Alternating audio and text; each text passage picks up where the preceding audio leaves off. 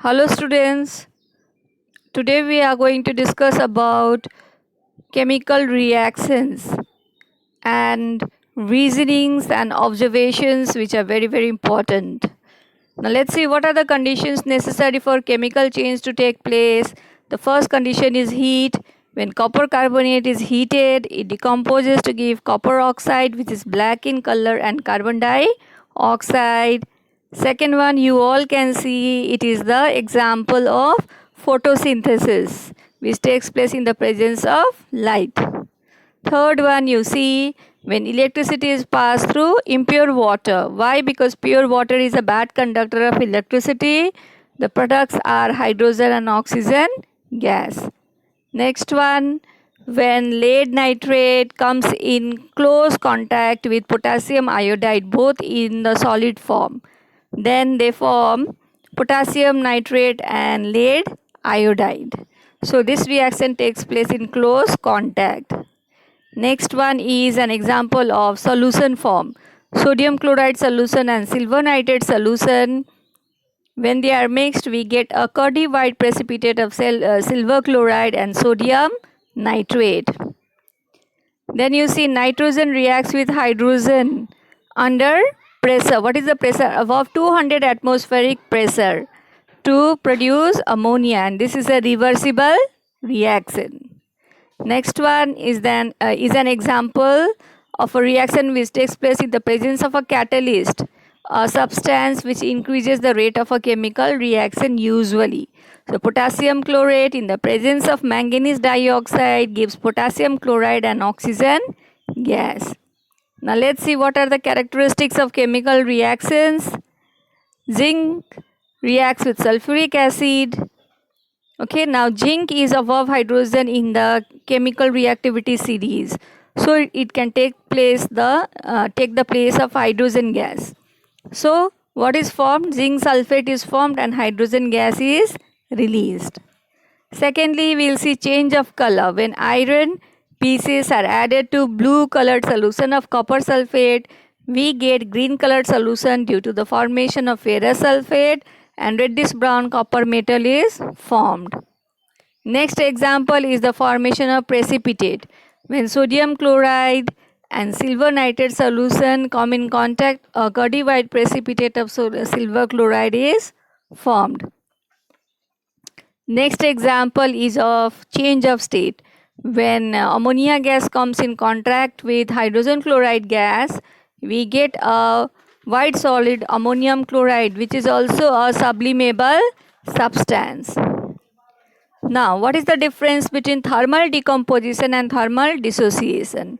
Thermal decomposition takes place in the presence of heat, but thermal dissociation is a simultaneous reversible decomposition reaction which also takes place in the presence of heat.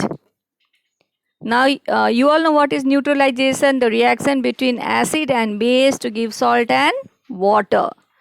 Now, what are a few applications? When someone is stung by a bee, what happens is that formic acid is released in our skin and it causes pain, which can be relieved by rubbing the spot with slaked lime or lime water or baking soda, both of which are bases.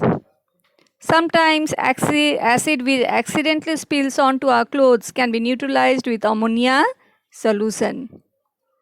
Now, if the soil is acidic and unfavorable for the growth of crops, then we can add slaked lime to neutralize the excess of acid.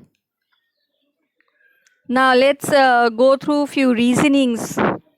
Silver nitrate solution is kept in brown bottles in the laboratory. Why? Because it decomposes it in the presence of light. Molybdenum, it is called as a promoter.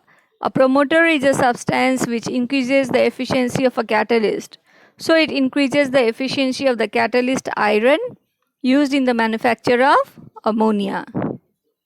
Now, if we add few pieces of iron to copper sulfate solution, what happens is that the blue color of copper sulfate solution fades and turns into light green color due to the formation of ferrous sulfate. When concentrated sulfuric acid is added to a piece of copper, a redox reaction occurs. As you all know, because copper cannot displace hydrogen, as copper is below hydrogen in the activity series. But here we have taken concentrated sulfuric acid. So a redox reaction takes place and the acid is reduced to sulfur dioxide and we get a blue solution of copper sulfate. Now we'll go through few important observations. Lead nitrate decomposes on heating, leaving a yellow residue of lead monoxide, brown gas nitrogen dioxide, and colorless oxygen gas.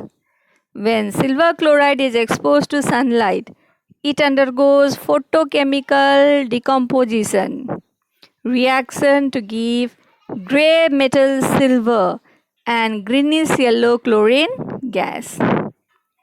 Hydrogen peroxide breaks down to form water and oxygen gas along with heat energy if it is exposed to sunlight. When hydrogen sulfide gas, remember it has the smell of rotten eggs, it is passed through a blue solution of copper sulfate. We get a black precipitate of copper sulfide and the sulfuric acid so formed remains in the solution. Now what happens when barium chloride is added to sodium sulfate solution?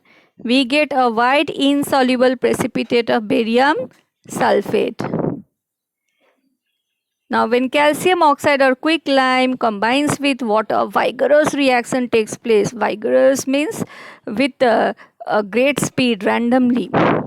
With the liberation of a large amount of heat and calcium hydroxide or slaked lime is formed, also called as lime water. When sodium chloride is added to silver nitrate solution, we get a white cloudy precipitate of silver chloride. Thank you.